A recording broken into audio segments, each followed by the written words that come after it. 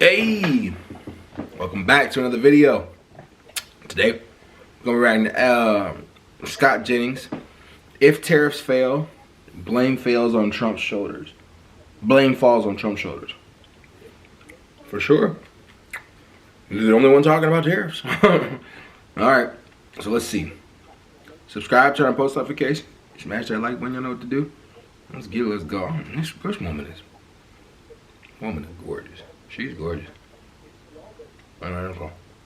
The Republican caucus about 2 months ago had this screening of Ronald Reagan. And I went for the movie. And they should have another screening. And they should play Ronald Reagan on tariffs. And Ronald Reagan will say, it seems like the patriotic thing to do. But those people in Congress are just bowing to special interests. And tariffs always raise rates. They cause inflation. They hurt competitiveness. They hurt innovation. And it's a false patriotism. Don't fall for it. And they should just watch that over and over and over again. This seems pretty straightforward if you're a conservative. What also makes this, I think, somewhat absurd is they put out this formula here. I have it here. It's a chart like this that the president held up. And in the blue and white column, they basically had a made-up formula. Here's how Larry Summers describes it. It's now clear that Donald Trump's administration computed reciprocal tariffs without using tariff data. No tariff data at all. This is to economics what creationism is to biology. Astrology. Whoa. So those countries don't really have those tariffs on us. Is that what they're about to say? Keep listening. Is to astronomy, or RFK thought is to vaccine science. The Trump tariff policy makes little sense, even if you believe in protectionist, mercantilist economics. I don't understand.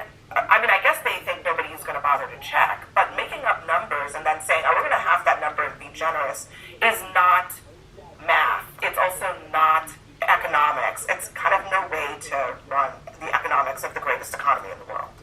Well, look, I'm not going to get into the mathematical formulas they came up with because I wasn't there. I don't know how or why they did it. I have mixed feelings about this. Truthfully, I wasn't trained to believe in tariffs. You know, those of us who grew up as traditional Republicans have always thought what Ronald Reagan thought. And so what Trump is doing here is implanting new economic theory DNA inside of the Republican Party. And what you're seeing is some Republicans are rejecting it. Some Republicans are reluctantly going on with it. Some Republicans are enthusiastically embracing it. I know people in the business community who are on both sides of it, frankly, back home in Kentucky and elsewhere. I'm also persuaded, frankly, by the Trump argument regarding the working class in this country and also by the fairness argument. So I will just say this. If it works, it'll be the ballsiest and gutsiest thing a president's done in decades. Let me finish. And if it doesn't work, the political consequences fall on the shoulders of one man. Actually, and I totally agree. And you know what? And they will never admit that if it doesn't work. Like, I like what he just said, but are the Republicans truly ever going to admit that? As of right now, they are blaming everything on Biden. So what do you think they're going to do when all this stuff falls apart? They're not going to take it. He's never going to take accountability for it. He's never going to take accountability for it. I want you guys to know, Trump has been talking about tariffs since the 1970s.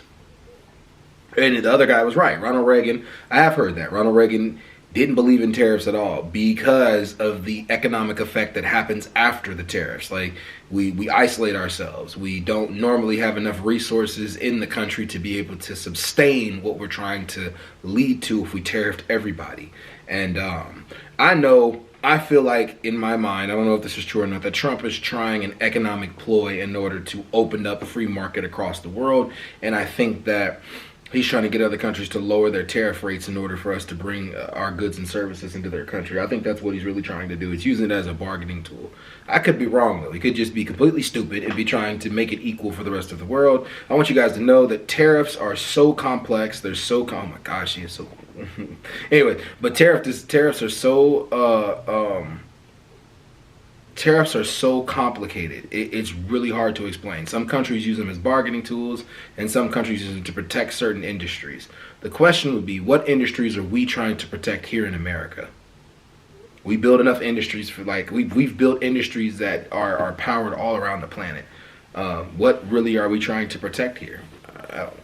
I'm confused. I'm completely confused. CEOs are confused. Economists are confused. Everyone's confused on his tariff policies. At least I don't know. So I mean, who knows? We'll see. Agree with you. This is the one time I actually agree with you. Jim Just Cramer one? said it best. Well, maybe 5 times. This is one of those 5 times. Jim Cramer said this is a man-made issue. One man made this issue, and it was Donald Trump. And I think that the Americans wanted lower prices. They didn't want higher prices. What's going to happen, and what economists are saying, is not only are people going to get laid off, but costs are going to go up. And that's not what the American people want. And they're going to see it in the midterm elections. And so I think that the Republican Party needs to be very careful about what they're doing. The other problem with all of this is the uncertainty. He's not saying how long these tariffs are going to go. He's not saying, is this a done deal for a while, or is it a short-term deal? And that's a problem. Let me let Richard in. You talked about the political consequences will be on the shoulders of one man, but the economic consequences are going to be on the whole world. This is an experiment that should not have been taking place. Because, and you talk about the Republicans who are not speaking up. So far, I mean, Mitch McConnell has come out with a statement. Where was he talking about this, by the way, during the campaign, when we knew that tariffs were going to be large on the agenda? Facts. You also You just raised an issue. You said during the campaign, when we knew, because Donald Trump no one talked ever about it, expected this madness. they expected Donald Trump to enact tariffs. He did it in his first term. Well, actually, let's be clear. This is economic vandalism. I mean, this is actually not. Well, I would think a lot of Hold on a working-class second. Americans would say what was done to them was economic This crunch. is- But the jobs that are going to come back, according to the Peterson Institute, the very jobs that Donald Trump says are going to come back are the jobs that America doesn't need. America needs high-paying, high-skilled, digital, a new age, AI-based economy. What Facts. he's talking about bringing back is old stuff. Basically, look, there is a ship. It's my ship, right? It is made in China. You talked about these luxury products. Right, but you take your shoe off and see where it's made. Made in China, made in Vietnam. This is going to be 34% more expensive. It's an ordinary shoe bought in a discount store. Look, I represent Silicon Valley, but I think this country needs more than tech. That's simple. That's simple. That's simple, and he's right. We don't need the industries that are coming back. This is not funny. It's bad times, but it's funny to a degree. And AI jobs. We definitely need manufacturing, and we need to be a manufacturing superpower. Here's my problem with the tariffs. On the one hand, you're saying, well, this is not permanent. This is just a negotiating technique. Now, if you really think that, and you're Jim Farley at the CEO of Ford, or you're the CEO of Mary Barra, are you going to go to your board and say, well, let's put billions of dollars and build new factories, when Donald Trump himself is saying that 2 months later he may take this thing I away? don't think Yeah. Donald Trump is saying that. That's a good point. She can get it. Yeah. I agree with him. I 1,000% agree with him. 1,000% agree with him on that. Donald Trump is saying we need to raise revenue in a different, old school way through tariffs. He would like this That's to true. be permanent. I think the people who are saying that are people like Scott who would like it to be temporary. He's saying that we're here and they're He here, is tariffing- and they want to do he that. is tariffing That's countries. what he's saying. Tim, he is tariffing countries.